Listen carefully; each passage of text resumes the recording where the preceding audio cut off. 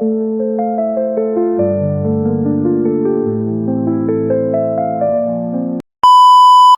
guys, perkenalkan nama aku Mutia Novita Ilyas dari Prodi PAUD semester 5.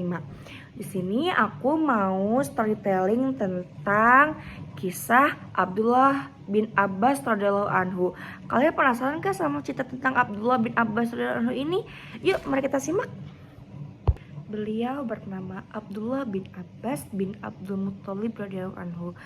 Artinya, Abdullah bin Abbas radhiyallahu anhu sepupu dari Rasulullah sallallahu alaihi wasallam.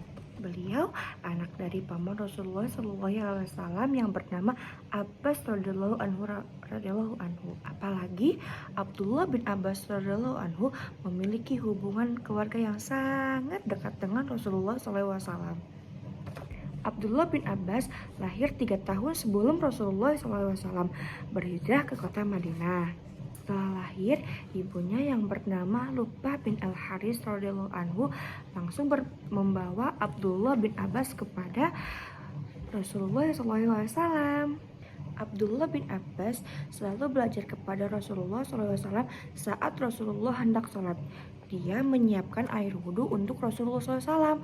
Saat Rasulullah sholat, dia ikut sholat. Saat Rasulullah berpergian, dia sering boncengan Rasulullah.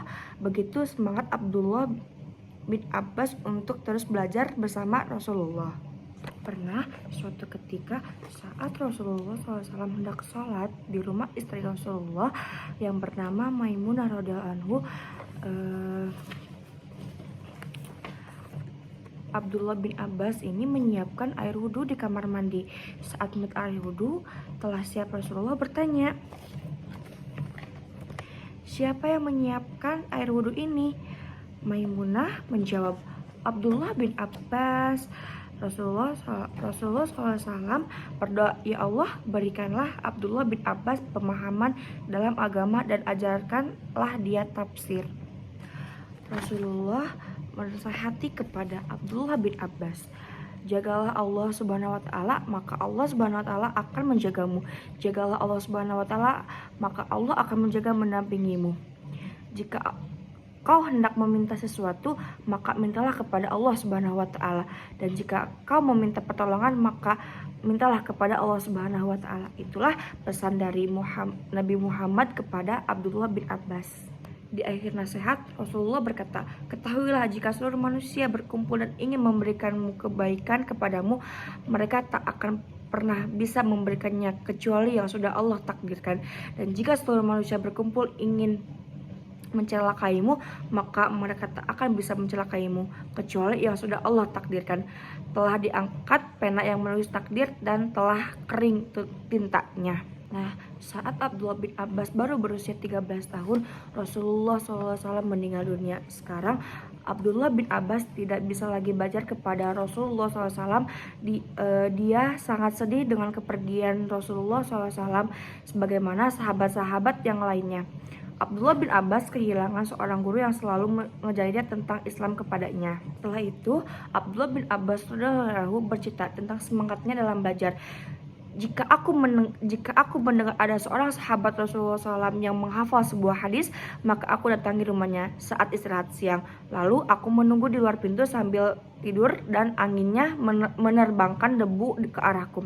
Sebenarnya, jika aku mengetuk pintu, sahabat itu pasti akan mempersilahkanku, tetapi aku melakukan hal ini karena aku tidak mau mengganggunya. Abdullah bin Abbas ini adalah seorang anak yang rajin belajar. Selain itu, dia juga selalu doakan oleh Nabi Muhammad SAW agar bisa memahami berbagai permasalahan agama dan menguasai ilmu tafsir Al-Quran. Maka tak salah jika Umar bin Khattab radhiyallahu anhu yang itu menjadi khalifah memanggil Abdullah bin Abbas ini untuk bermusyawarah bersama sahabat-sahabat yang sudah tua. Abdullah bin Abbas radhiyallahu anhu ini sebagai orang yang sangat mengerti banyak permasalahan agama Islam, meminta izin kepada Khalifah Ali bin Abi Thalib radhiyallahu anhu untuk mendatangi kaum Khawarij ini dan menasihati mereka. Awalnya Khalifah Ali bin Abi Thalib ini melarang karena takut nanti Abdullah bin Abbas ini akan dibunuh. Namun Abdullah bin Abbas meyakinkan bahwa tidak akan terbunuh. Selain berjasa dalam mengajar, Abdullah bin Abbas juga ikut serta dalam belajar peperangan. Di masa Khalifah Utsman bin Affan, Abdullah bin Abbas radhiyallahu anhu ikut dalam peperangan ke negeri Kiprus dan negeri-negeri lain sekitarnya. Lalu Abdullah bin Abbas dipanggil oleh Khalifah Utsman bin Affan kembali ke Madinah untuk mengurus jamaah haji. Abdullah bin Abbas radhiyallahu anhu ini meninggal pada tahun 68 Hijriah. Semua orang berduka dengan kematian Abdullah bin Abbas karena mereka kehilangan orang yang sangat berilmu. Semoga Allah meridhai Abdullah bin Abbas dan kita semua, dan semoga kita mencontohkan semangat dari Abdullah bin Abbas radhiyallahu anhu dalam belajar. Sekian storytelling dari saya. Mohon maaf bila banyak kesalahan karena saya masih dalam tahap belajar. Wassalamualaikum warahmatullahi wabarakatuh. Bye bye.